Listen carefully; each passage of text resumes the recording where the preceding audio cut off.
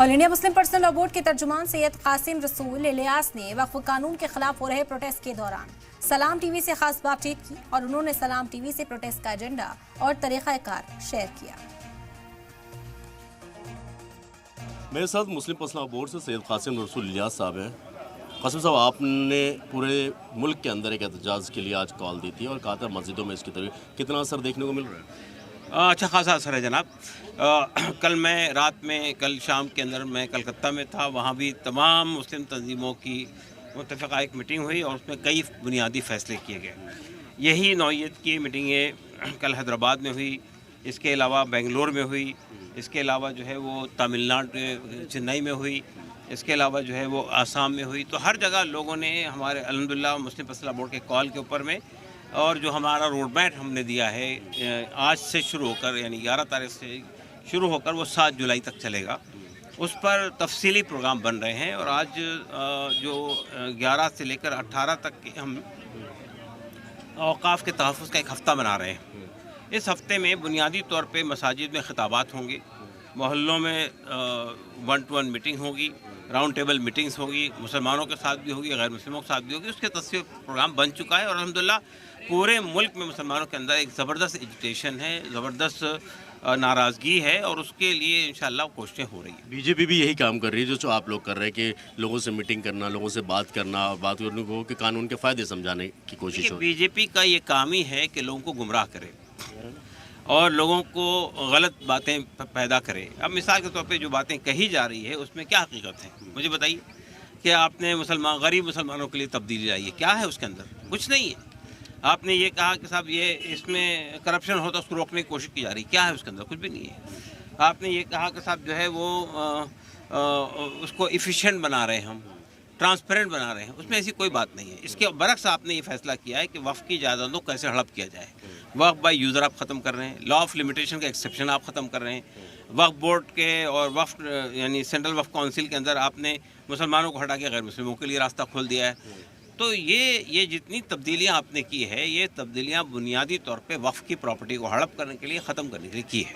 और आप जो लोगों को बेवकूफ़ बना रहे हैं, पार्लियामेंट के अंदर भी, पार्लियामेंट के बाहर भी, कि उसमें फ़ायदा होगा मुसलमानों का, पसमानदा मुसलमानों का, गरीबों का, ख़वातीन का।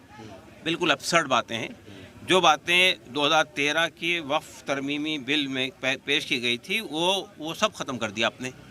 उसमें सेंसर कमेटी की सिफारिशात को रखा गया था।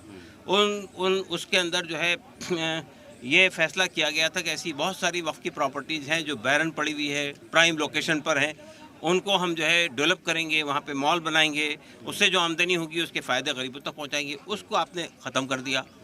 तो ये जो चीज़ें मुसलमानों के फ़ायदे के लिए जो हुकूमत या जो बीजेपी मुसलमानों की लिंचिंग को सपोर्ट करती है, मुसलमानों के घरों को बुलडोज़ करती है और मुसलमानों पे तरह तरह की मुसीबतें खड़ी करती है, वो हमारे फ़ायदे के लिए काम करेगी। ये बेवकूफ़ बनाने की कोशिश क्यों कर रही है बीजेपी? यूपी के अंदर एक तरफ बंगाल आप घूम के आए हैं, ममता बनर्जी जो है वो इस बिल के ख़िलाफ़ खड़ी हुई है, उन्होंने सरेआम ऐलान किया है। उत्तर प्रदेश में लेकिन वही जो लोग एहतजाज कर रहे हैं, काली पट्टी बांध रहे हैं, उनके खिलाफ मुकदमे दर्ज हो रहे हैं, उनके खिलाफ कार्रवाई हो रही है, उसको कैसे देखते हैं? देखिए, ये इंतहाई डरपोक हुकूमत है। आप मुझे बताइए कि ये हमारा संवैधानिक अधिकार है कि हुकूमत के किसी भी फैसले के खिलाफ हम धरना दे सकते हैं, प्रदर्शन कर सकते हैं, हम आवाज़ उठा सकते हैं, हम काली पट्टी बांध सकते हैं। जिन लोगों को काली पट्टी बांधने से डर लगता है, जिन लोगों को पोस्टर लेके खड़े होने से डर लगता है, वो कैसी हुकूमत करते हैं? ये कहना कि हम बहुत मजबूत हुकूमत है, ये इतनी डरपोक हुकूमत हमने कभी देखी नहीं हिंदुस्तान के अंदर। बड़े बड़े प्रदर्शन हुए हमारे मुल्क के अंदर, चक्का जाम हो गया, रास्ते बंद कर दिए गए, लेकिन लोगों ने बंद नहीं किया उसको। आप तो प्रोग्राम नहीं होने देते हैं, आप धरना नहीं करने देते हैं, आप काली पट्टी लगा लेते हैं और उन लोगों ने जिन्होंने काली पट्टी लगाई उन पर 2-2 लाख रुपए का जुर्माना करते हैं। इससे ज़्यादा डरपोक हुकूमत चाहे यूपी की हो चाहे सेंटर की गवर्नमेंट हो, हमने नहीं देखी। आखिरी और बहुत अहम सवाल, मुस्लिम पर्सनल लॉ बोर्ड अकेले हैं, ये जितनी भी मिली तंजीमें हैं वो सभी एक साथ हैं और उनका सर्वा कौन, मुस्लिम पर्सनल लॉ बोर्ड होगा या और किसी के रद्द-ए-अमल पे? All India Muslim personal law board मुसलमानों की अपेक्स बॉडी है।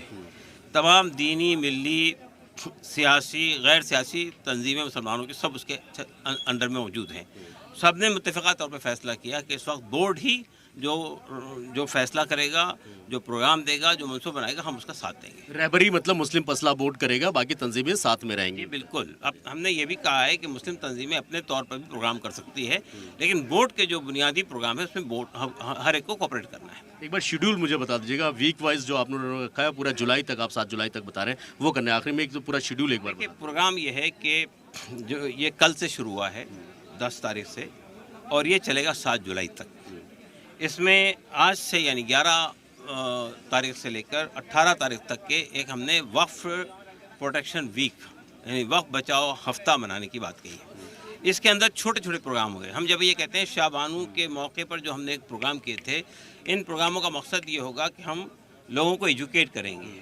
बहुत सारे लोग जानते नहीं वक्फ के साथ में क्या हुआ, क्या हेरा फेरी की गई, क्या साजिश रची गई है, नहीं जानते हैं। और ये जो हमारे होम मिनिस्टर साहब और हमारे अक़लियती उम्र के मिनिस्टर साहब बेवकूफ़ बना रहे हैं लोगों को, हम फ़ायदा पहुंचा रहे हैं गरीबों को, पसमानदा मुसलमानों को। ये मुस्लिम माशरे को तोड़ने की जो कोशिश है ना, ये गरीब है, ये पसमानदा है, ये अमीर है। मस्जिद में जो मस्जिद है ये वक्फ की प्रॉपर्टी है ना, इसमें तो कोई तफरीक नहीं होती कि पसमानदा नहीं आएगा और गरीब नहीं आएगा, सब आएंगे उसके अंदर। तो ये जो बांट रहे हैं और हम फ़ायदा पहुँचा रहे हैं, क्या फ़ायदा पहुँचा रहे हैं? जो फ़ायदा पहुँचाने के लिए 2013 में तरमीमात की गई थी, उनको आपने ख़त्म कर दिया, लपेट दिया। तो ये हम महसूस ये करते हैं कि मुसलमानों को पहली बात तो ये कि ये जो गुमराह करने वाली कोशिशें हो रही है उससे रोका जाए, नंबर 1। उसके साथ साथ हमारी कोशिश ये है कि हम गैर मुस्लिम माशरे को, हिंदुस्तान की बहुत बड़ी गैर मुस्लिम तादाद है जो हमारे सपोर्ट पर खड़ी हुई है, चाहे वो आदिवासी भी है, वो दलित भी है, वो ओबीसी के लोग भी हैं, देखा भी बहुत सारे और ईसाई भी है और सिख भी है। तो वो हम ये कोशिश कर रहे हैं कि अभी बहुत सारे गैर मुस्लिम ऐसे हैं जिनके दिल में शक व शुबा है। ये जो बात कही जाती है कि वक्फ बोर्ड जिस जायदाद पे हाथ रख देता है वो वक्फ की हो जाती है, ये अब्सर्ड बात है। हिंदुस्तान में कोई कानून नहीं है क्या? और दूसरी बात ये कि ट्राइब्यूनल जो फैसला कर दे उसको कहीं चैलेंज नहीं किया सकता, बिल्कुल गलत बात है। हिंदुस्तान में जितने ट्राइब्यूनल बने हैं, चाहे तो ट्राइब्यूनल वगैरह सब खत्म कर दिया ना, स्टेट गवर्नमेंट के अथॉरिटी वो अपना ट्राइब्यूनल इस तरह खत्म किया है उन्होंने कि उन्होंने ये कहा कि अगर गवर्नमेंट का कोई तनाज़ा है तो ट्राइब्यूनल नहीं तय करेगा, वो कलेक्टर तय करेगा। तो आप ये बताइए, कलेक्टर तो गवर्नमेंट का आदमी, किसी दोनों में फ़र्क समझो, ट्रिब्यूनल बड़ी है या कलेक्टर सिर्फ सिंगल एक डीएम बड़ा है? बड़ा कुछ नहीं होता है। कोई भी इशू को सेटल करने का तरीका क्या है? तो ये तो कानून जो है तो गवर्नमेंट, ट्रिब्यूनल में तो 3 जज होते हैं ना, कम से कम 3 नहीं 3 जज होते हैं। ट्रिब्यूनल 3 मेंबर बेंच होता है, एक डिस्ट्रिक्ट जज होता है, गवर्नमेंट का ही आदमी होता है जज, और 2 और लोग होते हैं, एक शरीयत का जानकार होता है और एक कानून का जानकार होता है। आपने शरीयत के जानकार को हटा दिया उसमें से, और ट्राइब्यूनल को बाज़ मामला सुनने से मना कर दिया। यानी अगर डिस्प्यूट हुकूमत के साथ में है तो वो ट्राइब्यूनल नहीं सुनेगा, वो कलेक्टर करेगा फैसला। और कलेक्टर के ऊपर एक और डिजिग्नेटेड ऑफिसर है, वो करेगा, बनाएगी सारा। तो इसका मतलब ये कि गवर्नमेंट का जो डिस्प्यूट था, जो अब तक तनाज़े में चला रहा था और फैसला नहीं हो रहा था गवर्नमेंट के हक़ में, अब गवर्नमेंट ने वक्फ बोर्ड को उसमें से निकाल दिया। अब फैसला उनका आदमी करेगा, और किसके हक़ में करेगा आप जानते हैं इस बात अच्छी तरह से। एक सवाल और, आपने कहा कि गृह मंत्री का नाम लिया आपने, समझिए पार्लियामेंट के अंदर जो बीजेपी के सांसद हैं संबित पात्रा, उन्होंने कहा कि सिर्फ हिंदुस्तान में ही वक्फ है, इजिप्ट में नहीं है, रशिया में नहीं है, तुर्की में नहीं है, कहीं भी ऐसा नहीं है, सिर्फ यहाँ पे, और जिसको गवर्नमेंट प्रोटेक्शन देती है। इस पर आपका क्या? मुझे ऐसा हैरत होती है कि ये लोग अपने आप को बड़ा इंटेलेक्चुअल समझते हैं। इतनी बेवकूफ़ी बातें कौन कर सकता है? वक्फ क्या चीज़ होती है भाई? मस्जिद वक्फ है, कब्रिस्तान वक्फ है, दरगाह वक्फ है, मदरसे वक्फ है, कि ये किसी और मुल्क में नहीं है ये सब चीज़ें? उनका यही कहना है कि वहाँ पे नहीं है, यहाँ पे। मसला सिर्फ ये है कि वहाँ पे हुकूमतें कंट्रोल करती है, वो मुस्लिम हुकूमतें हैं, यहाँ पे मुस्लिम हुकूमत नहीं है, इसलिए वक्फ बोर्ड का प्रोविजन पैदा किया गया है यहाँ पे, इसलिए वहाँ पे वक्फ एक्ट है। तो ये कहना कि वहाँ नहीं है, यहाँ नहीं, अरे भाई मुस्लिम हुकूमतों के अंदर आपको लग रहा है कि बरगलाया जा, घुमाया जा रहा है? नहीं, गुमराह किया जा रहा है, झूठ बोला जा रहा है। यानी मैं समझता हूँ कि हमारे मुल्क में इससे पहले कभी भी हुकूमत की सतह से, पार्लियामेंट की सतह से, वज़ीर आज़म की सतह से, वज़ीर दाखिला की सतह से इस तरह झूठ और गुमराहकुन बातें कभी नहीं कही गई थी जो अब हो रही है। चलिए, बहुत बहुत शुक्रिया हमसे बात करने के लिए। साफ तौर पर कि जिस तरीके से वक्फ अमेंडमेंट एक्ट को लेकर पूरे मुल्क के अंदर एहतजाज देखने को मिला, हालांकि मुस्लिम मसला बोर्ड के आह्वान के बाद अब मुल्क भर के अलग अलग मस्जिदों में इस चीज़ को लेकर आवाज़ बुलंद होती नज़र आ रही है। वीडियो दीपक के साथ सैयद मुबश्शिर, सलाम टीवी, दिल्ली।